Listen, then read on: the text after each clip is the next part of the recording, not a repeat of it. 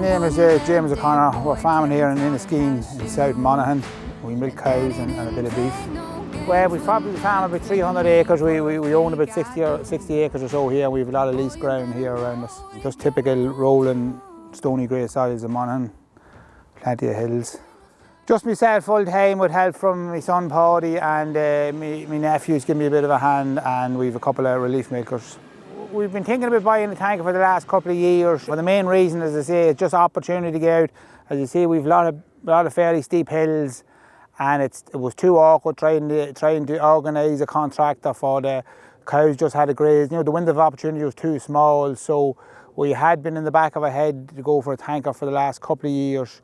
But all the tanks at the time were only doing 7.5 metre shoes, which we reckoned it meant your forward speed was too much for getting the right amount of slurry out. So we went looking for a 10 metre shoe, and they were very scarce. So there was only really 2 tankers doing them. In the end, look, we done a bit of investigating, and in the end we went with Grass Tech, like, you know. I'm using shoes to put out slurry just 20 years, maybe even 25 years. We were one of the first guys to get shoes, and I wouldn't go back to a splash plate. I could never get cows to graze out tight if you're after putting slurry on was 15, 16 days before that with a splash plate. Like, you'll be probably down to a 20-day rotation here when grass is growing rightly. So in other words, it could be only 16, 17 days after you put on the slurry that the cows will be coming back to that paddock. I couldn't manage that. I know there's people can do it, but I, for one, couldn't get my cows to graze that stuff out.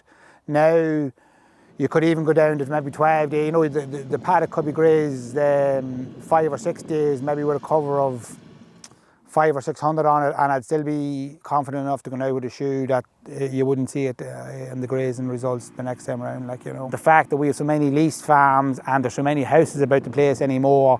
Look at the shoe made for better neighbours as well, I suppose. You know, there was less smell and there was less mist blowing across neighbours' lawns or neighbours' cars. So the other thing the tank has, it has the weight transfer. It keeps the first third or so of the slurry in the front half until it goes below a certain level, which was another reason to try to keep the weight on the axle for the hills again.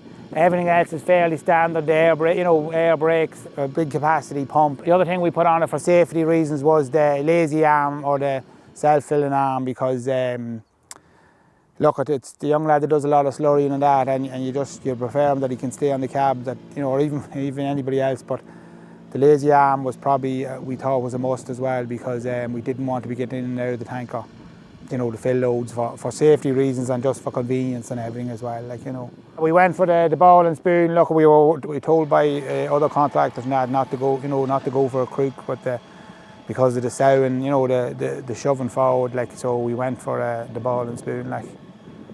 The tank is wide enough as it is on the road, and the 900s was going to create, I think it was going to leave the tank another 6 or 7 inches wider, and we were just barely getting within the maximum allowable at that stage. But look, there's tanks that size and slightly bigger still running on 800s, so I'm happy enough with that so far. Yeah.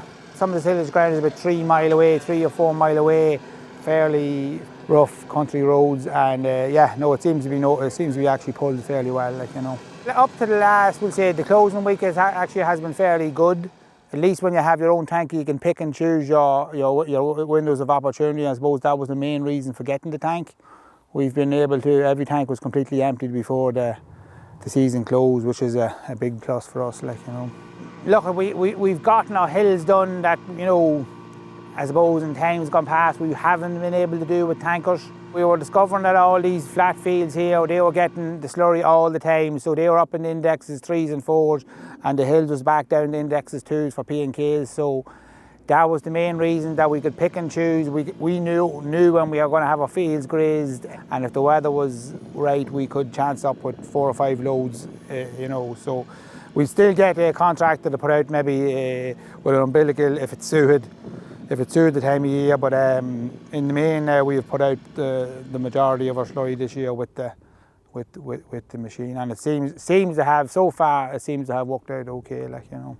It was a fairly significant investment for a small farm, you know, for a We milk 300 cows here, we might keep about 100 head of beef cattle. I suppose we looked at more and trying to get the nutrients where we want to get the nutrients, because that is where the game is at the moment. And but I would be hoping that the tank should have no problem lasting 10 years.